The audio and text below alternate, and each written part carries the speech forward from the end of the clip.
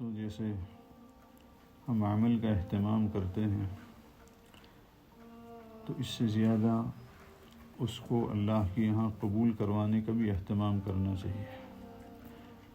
ہمارے اکابرین بزرگان دین نور اللہ مراقدہم بہت کچھ کرتے تھے، لیکن ساتھ ساتھ اس کو اللہ کے یہاں قبول کروانے کا بھی کوشش اور اہتمام خوب کرتے تھے۔ ہمارے حضرت معصوم مطالعہ صاحب نور اللہ مرقدہ نے ایک بزرگ کے متعلق لکھا ہے کہ وہ بزرگ فرماتے ہیں کہ جب میں اللہ کا نام لیتا ہوں تو میں استغفار پہلے کرتا ہوں اور استغفار سے اپنی زبان کو پاک کر لیتا ہوں، اور اس کے بعد پھر میں یا رحمان، پھر استغفار کرتا ہوں، پھر اللہ کا نام لیتا ہوں یا رحیم، اور اس طرح جب 99 اللہ کے نام سے میں فارغ ہوتا ہوں تو پھر اپنے استغفار پر بھی استغفار کرتا ہوں۔ یہ تھے بڑے حضرات جو بہت کچھ کر کے بھی اس کو کچھ نہیں سمجھتے تھے، اور اپنے عمل پر وہ گھمنڈ یا اعتماد اور بھروسہ کر کے بیٹھ نہیں جاتے تھے، بلکہ ہر وقت اس فکر میں لگے رہتے تھے کہ میرا عمل یہ جس طرح اللہ چاہتے ہیں اس طرح تو ہو نہیں رہا، کسی طرح اللہ سے میں اس کو قبول کروا لوں۔ حضرت مولانا عمر صاحب پالنپوری نور اللہ مرقدہ بہت بڑے بزرگ، اکثر لوگ ان کو جانتے ہیں، انہوں نے پوری زندگی نظام الدین مرکز پر گزاری اور وہاں سے حضرت جی نور اللہ مرقدہ کے ساتھ دنیا بھر کے سفر کیے، اور ہزاروں اور لاکھوں کے مجمع میں ان کا بیان ہوتا تھا۔ ہمارے حضرت شیخ نور اللہ مرقدہ کے خلفاء میں سے تھے، تو انہوں نے ایک مرتبہ حضرت شیخ رحمۃ اللہ علیہ کو لکھا کہ حضرت دعا فرمائیں کہ میرے پاس تو 2 رکعت بھی ایسی نہیں جو اللہ کے سامنے پیش کرنے کے قابل ہو۔ اب یہ کون لکھ رہا؟ جن کی پوری زندگی دین کے لیے وقف ہے اور ان کی زندگی کا کوئی سیکنڈ ضائع نہیں ہوتا تھا۔ ہمارے بھائی وہاں جب پڑھتے تھے نظام الدین میں تو انہوں نے اپنی آنکھوں سے دیکھا، وہ بیان کرتے ہیں کہ ان کے ساتھ جو خادم ہوتا تھا تو اس سے جب ٹائم پوچھتے تھے تو اس کے لیے ضروری تھا کہ وہ ٹائم بتائے تو منٹس اور سیکنڈز بھی بتائے کہ اتنے بجے اتنے منٹ ہوئے، اتنے سیکنڈز ہوئے،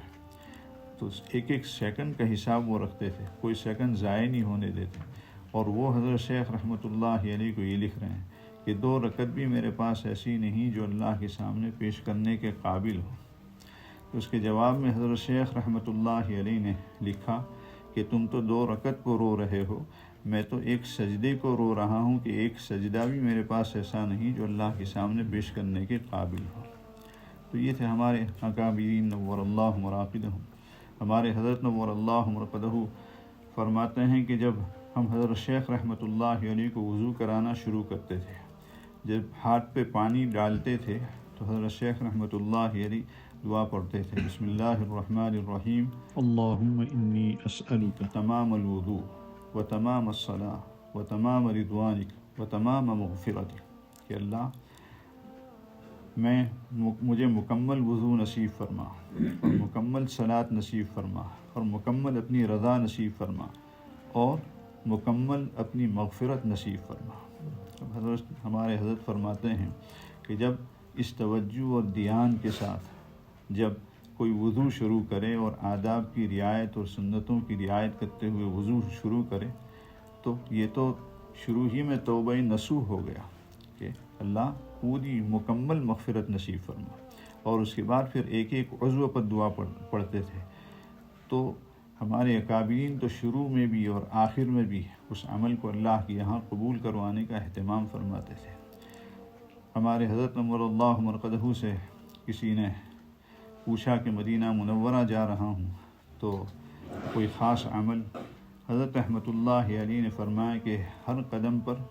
ایک مرتبہ استغفار، پھر درود شریف، پھر استغفار، پھر درود شریف، کہ اپنی زبان کو انسان استغفار سے پہلے پاک کر لے، پھر اللہ کا نام لے، اللہ کے نبی علیہ الصلاۃ والسلام کا نام لے۔ اور ضروری بھی یہی ہے، اس لیے کہ قرآن میں اللہ نے فرمایا ہے من جاء بالحسنۃ فلہ عشر امثالھا، کہ جو ایک نیکی لے کر آئے گا اس پر 10 نیکیاں ملیں گی۔ تو عمل کو کر کے، اس کو سنبھال کے، اس کی حفاظت کر کے، آداب کی رعایت کرتے ہوئے، سنت کے مطابق اس کو کر کے، اس کی حفاظت کر کے اللہ کے یہاں لے کر ہمیں جانا ہے۔ اس لیے کہ اللہ نے فرمایا کہ جو لے کر آئے گا، تو اس لیے ہمیشہ اس کی طرف ہماری توجہ ہونی چاہیے، جیسے ہمارے اکابرین نور اللہ مرقدہ نے ہمیں سکھلایا ہے کہ عمل کو کرنا بھی ہے، اور اس سے زیادہ اس کی فکر کرنی ہے کہ وہ عمل اللہ کے یہاں قبول ہو جائے۔ اللہ پاک یہ احساس اور یہ خیال اور یہ فکر اللہ ہم سب کو نصیب فرمائے۔